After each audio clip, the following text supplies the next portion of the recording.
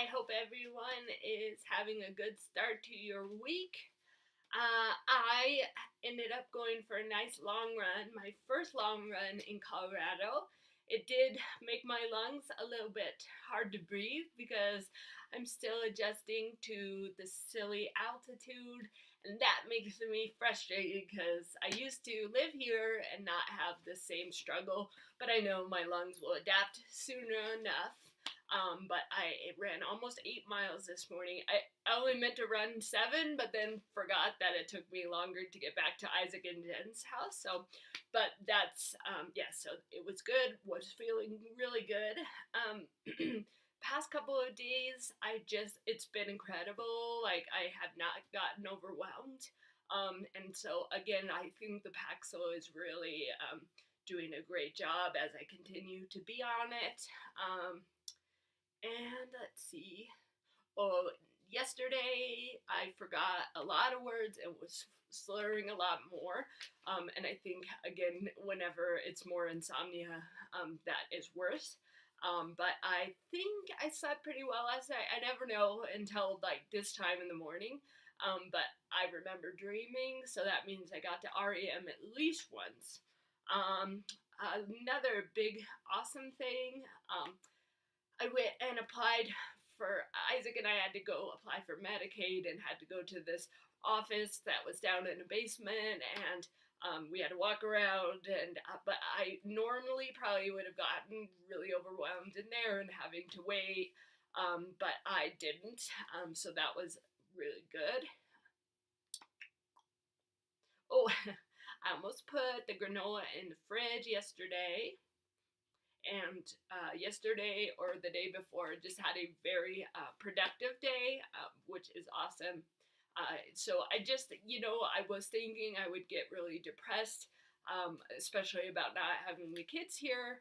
But I think just because God has, shown me those pictures that He is holding them in His hands, and that I know the kids are in such great hands with their daddies. I just haven't felt that. I still miss them, but I just haven't felt that, feel like I can't get out of bed. So that has been really a testimony, I think, to God's peace in my heart because of what He showed me before I left. Let's see. I haven't done it in a couple of days, so we have a few things to catch up on. Oh, yes.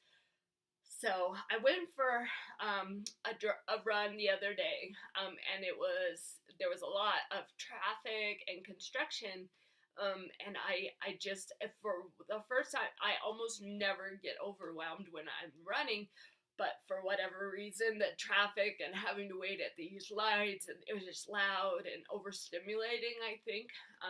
So after that, I talked to my brother and was like, I know there are some trails that don't go on the roads around here.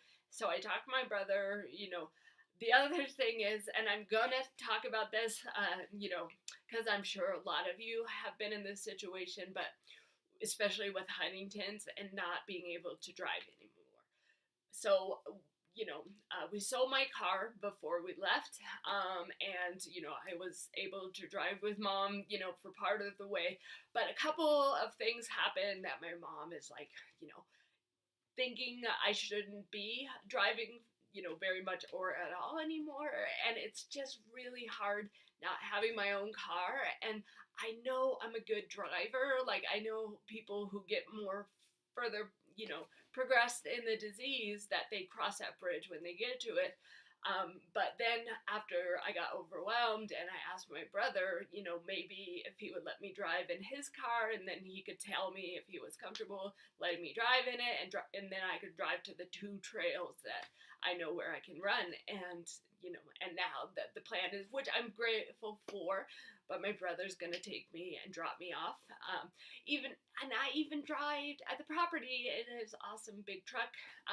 So it's just been one of those, like, it's very humbling and has had to create, some patience, and just, when I lived in Denver several years ago, I didn't have a car for a year and had to take the bus, and people giving me rides, and I think it makes me stronger having to depend on that. But I just wanted to mention, like, that's one thing where I'm like, I know I can drive, but I'm just grateful that I have people who, especially my brother, who is going to take me where I need to be and pick me up.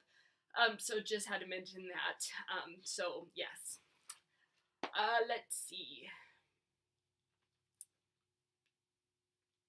Oh, and because it's my cousin's birthday party today, we are gonna Skype in my daughter for like an hour. Did I say cousin again? I did. I meant nephew. I keep missing those two up. But all that to say, we're very excited. Yeah, and the other family's coming, and just looking forward to that. And today I just felt a song came on while I was putting this together, and it's called Bitter and Sweet by Amanda Cook. And that's another really good one.